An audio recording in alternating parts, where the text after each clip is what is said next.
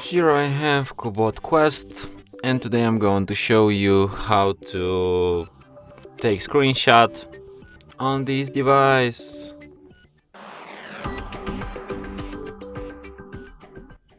So to do this, all I need to do is to just press combination of keys power key plus volume up at the same time like this. I mean power key plus volume down, excuse me. And the screenshot will be taken. So let me show you once again. Power key, volume down, and let's get it. So you have to slightly hold it for about a second or something, and that's how you can take screenshots. So when you're done taking them, you can find these screenshots in gallery.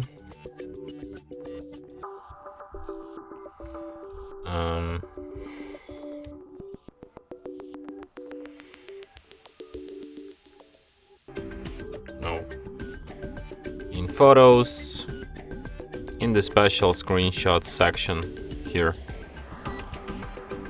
So yeah, and from here you can share, edit, check some info about them, and delete these screenshots. And that's it. Thanks for watching. If you find this tutorial useful, don't forget to hit that like button and subscribe to our channel.